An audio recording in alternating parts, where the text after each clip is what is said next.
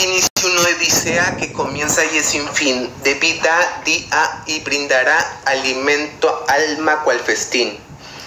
No pude evitar abrirlo y leerlo. Decía en la primera hoja, autor 3A, la poesía es esta. La vida es una fiesta. Ángel se le quedó viendo y pensó, ¿era un libro de poesías? Ya con las diario hacía su padre, diario, le bastaban, pensó, y dio vuelta a la página y en la siguiente hoja decía, este libro se le dedico a mis hijos, Diego, Eric, Eufurión, Ángel y tú que estás leyendo esto. Volvió a darle vuelta a la página. Ángel se quedó viendo un rato la dedicatoria. De inicio pensó, tiene un hijo que se llama igual que yo.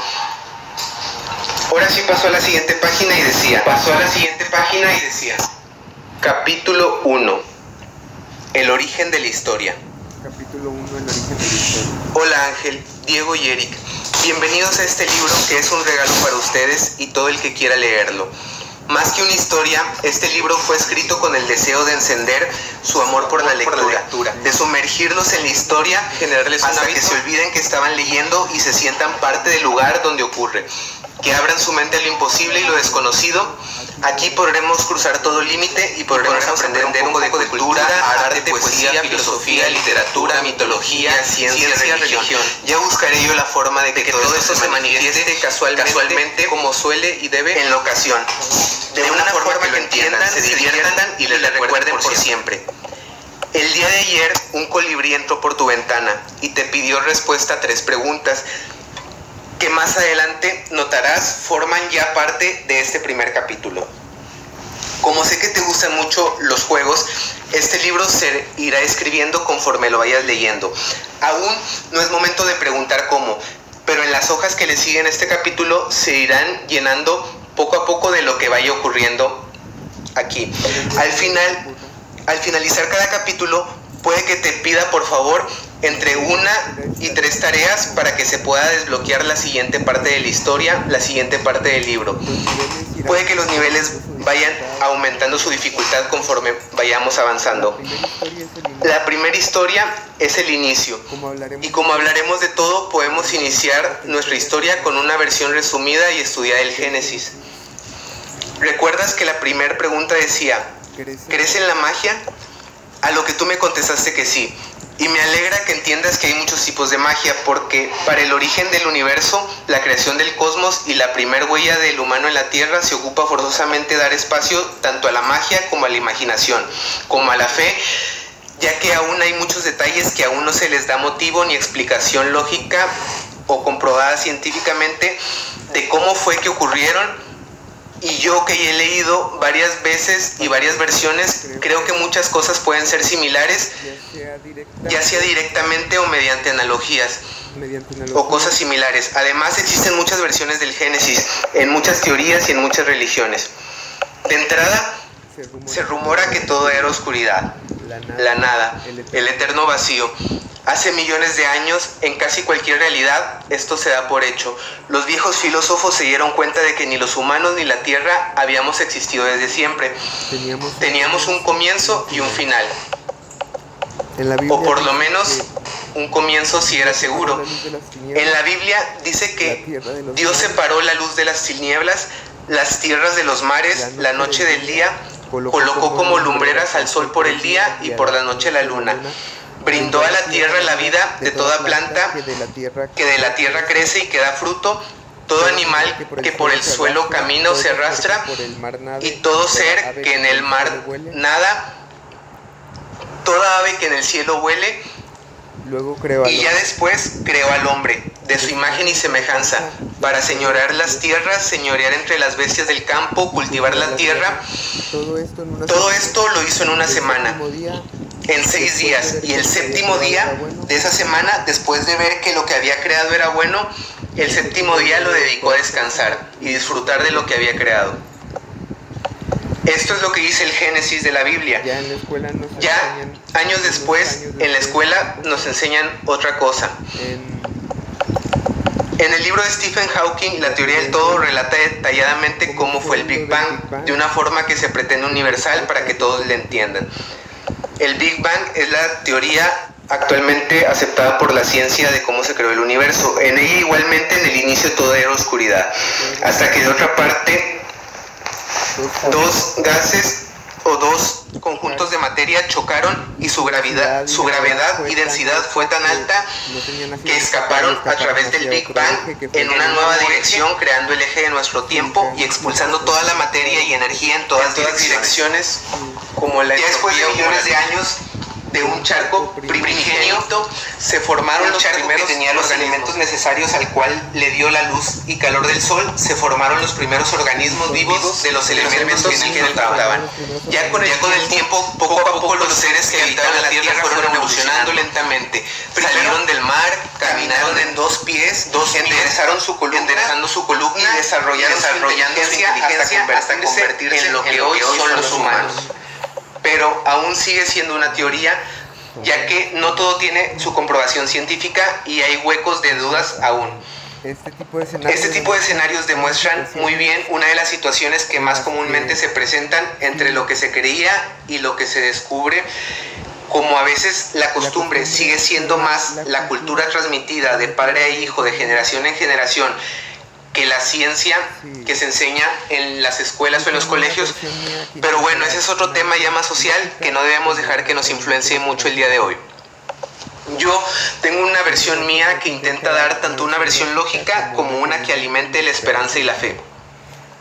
Dice, hace 13,9 mil millones de años todo era oscuridad, pero existen 11 ejes o direcciones en las cuales se puede existir, y del origen de una de ellas apareció una niña, con alas blancas como de ángel, y corona de laureles de plata y cristal, una espada y un arco con flechas. Nosotros existimos en un universo de 5 o 6 dimensiones, 3 direcciones en espacio, altura, anchura y profundidad. La cuarta es el tiempo, que va avanzando en una sola dirección. La quinta son para mí las ideas, las cuales habitan en donde mismo que los sueños ocurren. Y la sexta puede que sea lo espiritual. Pero en esta, cuando nos movemos en ella, no es exactamente en materia física, no es hacia adelante o hacia atrás, sino es en cercanía con la voluntad del Creador.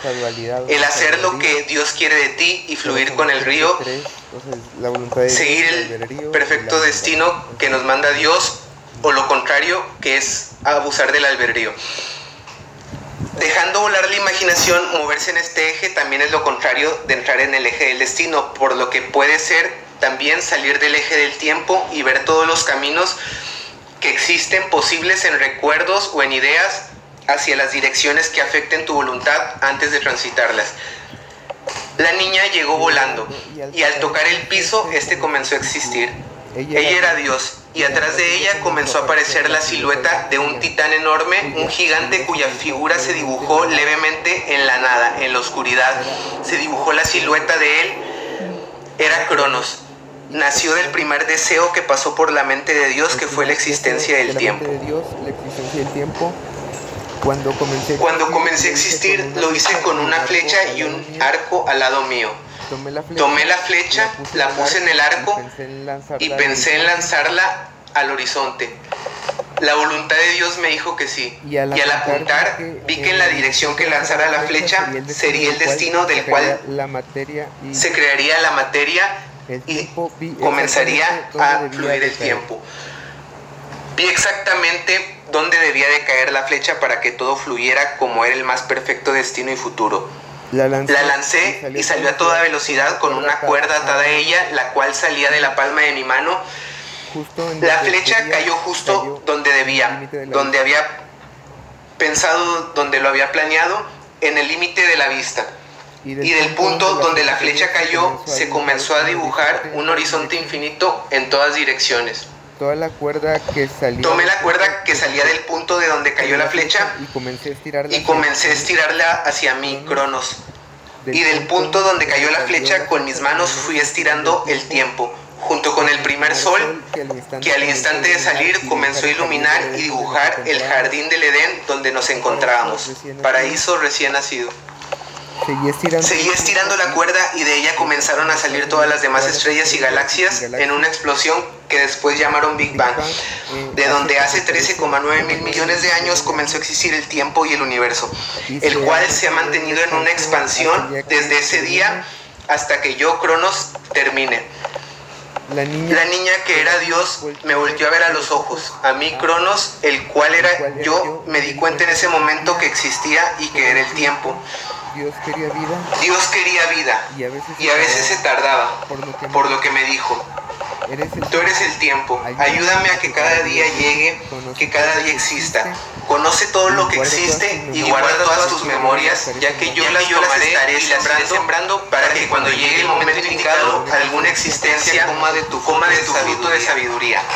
Dios era en esta realidad esa niña. Volvió a ver el paraíso en donde estábamos, vio que era bueno y dijo, iré a donde ya exista la vida, y salió del tiempo. Yo, Cronos, crear la vida porque no quería esperar tanto. Es una analogía con las teorías de dónde la vida proviene, la creación del ser humano en un día por el deseo de Dios y la evolución de un charco primigénito. Mientras estiraba el tiempo, fui a la tierra, donde sabía que algún día existiríamos. Fui a una playa, tomé arena y agua que pude moldear como si fuera barro y creé la figura del ser humano a imagen y semejanza de la que tenía en el recuerdo de vidas pasadas mías. La dejé en la tierra y lo empujé en el tiempo para que avanzara. Inmediatamente le creé a la mujer para que no estuviera solo, igual de arena, agua y barro, pero en esta ocasión le di el máximo detalle y belleza, lo cual hizo que me enamorara de ellas y me gustara andar entre humanos. Unos días después de haber creado al humano, llegó Dios. Hola, ¿cómo va todo? Yo le saludé con la cabeza y le mostré en mis ideas los recuerdos de estos últimos días. Al verlos, ella los agarró como si fueran una nubecita que flotara en el aire y de ahí sacó una semilla y me dijo, ¿sabes lo que es la sabiduría? Lo pensé un instante y le dije, en una vida pasada recuerdo haber llegado a la conclusión de que sabiduría era saber vivir la vida. Creo que son los conocimientos que se aprenden de la experiencia y sabemos aplicar en la vida. Empezó a salir una pequeña rama del piso donde la niña había puesto la semilla, la cual dio 3 pequeños frutos, como si fuera un pequeño árbol de limones que desde que es muy joven da sus primeros frutos, y en cada uno de ellos 3 vi un recuerdo mío. En el primero estaba el momento en que comencé a existir. Cómo apareció Dios, cómo soy el tiempo, de dónde saqué todo, y supe que cualquier ser que comiera de este fruto sería consciente de la existencia del tiempo y de lo aún inexplicable que es el saber de dónde salió toda la materia y cómo es que podemos entenderla, cómo es que estamos vivos. En el segundo fruto se puede ver cómo yo creé a los humanos de arena y barro, agua basado en mi recuerdo de cuando yo fui un humano. Y en el tercero se puede ver este momento, cómo el árbol comenzara a crecer y de una de sus raíces convertirse en una serpiente que se separaba del árbol y se alejaba de él. La niña me dijo, ¿sabes quién es él? Le dije, sí, es la maldad. ¿Por qué permites que exista? Se le quedó viendo cómo se alejaba y después me dijo, para poder apreciar la luz tienes que conocer la oscuridad. Para poder disfrutar el agua tienes que tener sed. Para poder sentirte solo alguna vez tuviste que sentir lo que es estar en compañía. Ese tercer fruto es el albedrío. Y es lo que le da a los humanos la libertad de ser ellos mismos y no solo organismos vivos que cumplen una función terminada.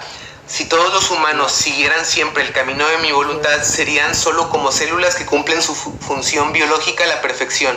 Propagan la energía, tienen vida, pero no se puede esperar de ellas algo nuevo, o más bien algo que pueda verse desde varios ángulos distintos, desde distintos puntos de vista y generar distintas opiniones.